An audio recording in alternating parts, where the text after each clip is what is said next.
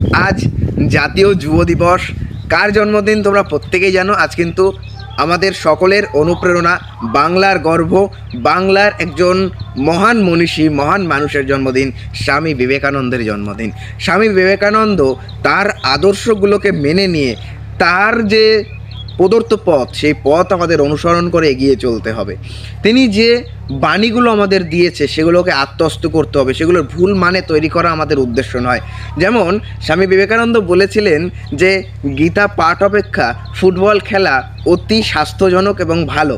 কেন কেন তিনি এমন বলেছিলেন? তিনি কি ধর্মকে ছোট করতে চাইছিলেন? একেবারেই তা নয়। তার বলার উদ্দেশ্য এটাই যে আমি পঠন পাঠনে নিজেদের মনোনিবেশ তখনই করতে পারবো যখন আমাদের স্বাস্থ্য এবং মন মানসিকতা সেই পঠন পাঠনের বিষয়ে উপযুক্ত হয়ে উঠবে। অর্থাৎ আমরা যদি সঠিকভাবে জ্ঞান অধ্যয়ন করতে চাই তাহলে আমাদের স্বাস্থ্যসহ মানসিক দিক থেকে আমাদের প্রস্তুত থাকতে হবে। না হলে আমরা যাই পড়ি না কেন সেটা আমাদের বোধগম্য যেমন হবে না, তার পাশাপাশি আমরা সামাজিক কল্যাণে সেটা ব্যবহার করতে পারবো না। এছাড়া স্বামীজি আমাদের বলেছিলেন, ওঠো, জাগো, লক্ষ্যে না পৌঁছানো পর্যন্ত থেমো না এবং নিশ্চিন্তে থেকো না। আমাদের এই বাণী অনুসরণ করে অবশ্যই সামনের দিকে এগিয়ে চলতে হবে। এছাড়া স্বামীজি বলেছিলেন যে ঈশ্বর আমাদের ইহজীবনে এক টুকরো রুটি দিতে পারে না, সেই ঈশ্বর আমায় পরজন্মে অর্থাৎ মৃত্যুর পরে স্বর্গ রাজ্য দেবে, এ কথা আমি বিশ্বাস করতে পারি না।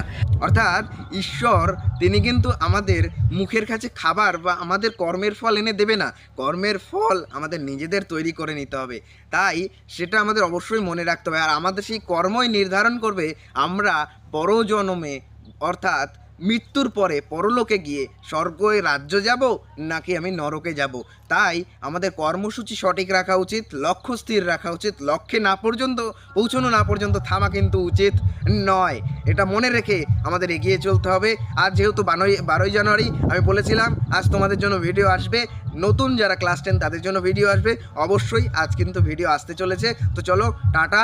তবে স্বামী বিবেকানন্দকে আমাদের চ্যানেল এবং আমাদের সকল জাতীয় যুব দিবস, যেহেতু প্রত্যেক যুবতীর তরফ থেকে স্যার স্বামী বিবেকানন্দকে আমরা প্রত্যেকেই স্যালুট জানাই। তিনি আমাদের মধ্যে থাকবেন, স্মরণীয় হয়ে থাকবেন। আমরাই সেই যুবক, আমরাই সেই স্বামী বিবেকানন্দের বাণীকে চারিদিকে ছড়িয়ে দেব এবং একজন স্বামী বিবেকানন্দকে ভারতবর্ষ সহ বাংলা সহ প্রত্যেক দেশের প্রত্যেকটা পৃথিবীতে আমরা কিন্তু পৌঁছে দেব। চলো, নমস্কার।